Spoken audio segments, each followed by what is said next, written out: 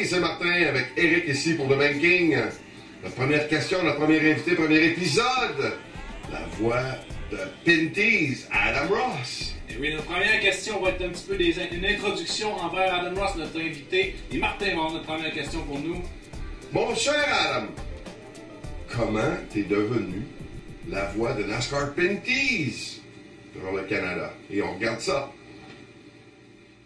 Donc, Martin, je me suis retrouvé impliqué dans le sport automobile comme annonceur, un peu comme beaucoup de gens le font.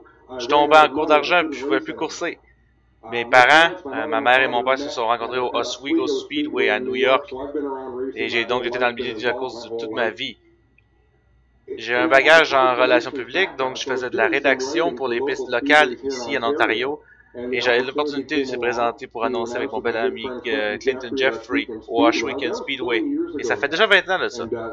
Et c'est comme ça que ça a commencé. Et quelques portes se sont ouvertes et j'ai été béni d'avoir de telles opportunités.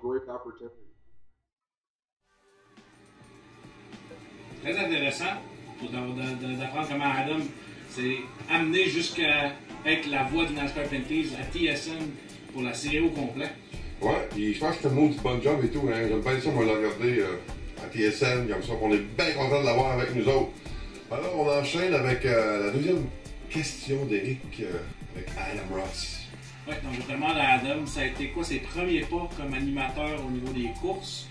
Puis, qu'est-ce qui serait son meilleur conseil pour quelqu'un qui commence dans ce domaine-là? Je crois que je me démarque des autres gens qui sont dans les médias. Je vends des camions pour ma vie. Le plus gros obstacle que j'ai eu à vaincre, ça fait de réaliser que je suis pas vraiment un annonceur. Je suis un passionné de course, j'adore le sport, je comprends le sport et j'essaie de le voir d'un côté passionné. J'essaie de raconter l'histoire de la façon que je voudrais l'entendre en tant qu'un partisan de course. Pas exactement comme un professionnel de la diffusion sonnerait s'il le faisait.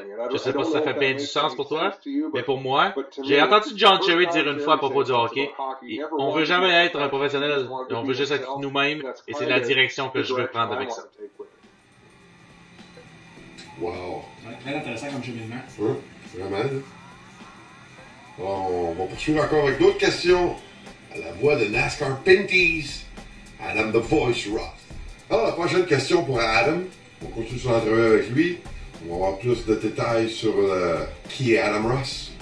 Et la prochaine question, Eric, que tu avais posée, c'était quoi? Ouais, donc je demande à Adam, c'est quoi qui a été les plus gros défis qu'il a fallu qu'il surmonte pour devenir son statut actuel comme un analyste? C'est une très bonne question.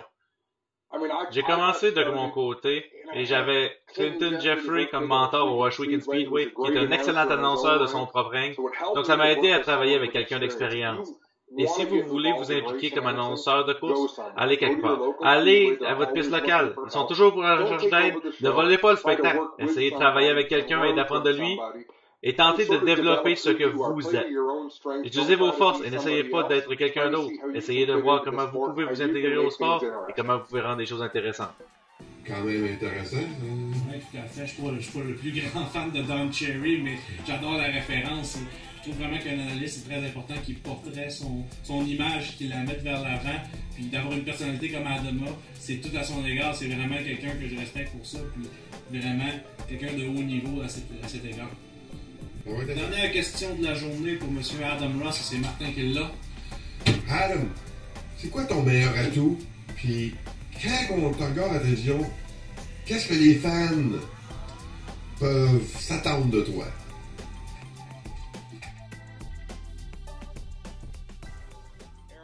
Mon meilleur atout est que je suis un partisan de course en premier lieu. Je suis toujours allé aux courses en me disant que si un partisan peut voir quelque chose de la même façon que je le vois, alors je veux en parler. Il faut essayer de toujours rester humble. Il faut se rappeler qu'on n'est pas dans les voitures ni dans les cerveaux des pilotes. Mais si vous pouvez le voir et que nous pouvons en parler, alors on va tenter d'être le plus vrai que possible. Quand même assez intéressant, Eric, ce qu'il nous dit. Hein? Oui, tout à fait. Puis, ça a été notre dernière question pour aujourd'hui. Très intéressant d'avoir Adam de se présenter comme ça à vous. Ça a été notre occasion qu'on voulait vraiment prendre le temps de vous le présenter pour que vous sachiez à qui vous avez affaire. Et dans 2 semaines, notre deuxième épisode, là, on va rentrer dans la viande puis on va parler de la saison 2017 de NASCAR Pinties. Qu'est-ce qui est nouveau pour la saison? Ça va vraiment à ne pas manquer. Puis on devrait être pas loin. Après ça, une couple de semaines après ça, on va être avec lui présent. Canadian Motorsport Park. Yep, on s'en va en Ontario. Première fois de saison le 21 mai au Canadian Tire Motorsports Park à Bowmanville en Ontario. Première de la saison de la NASCAR Pinties. On va l'avoir avec nous en personne, ça va être très intéressant à suivre, donc manquez pas ça. Sur le banking. Yes!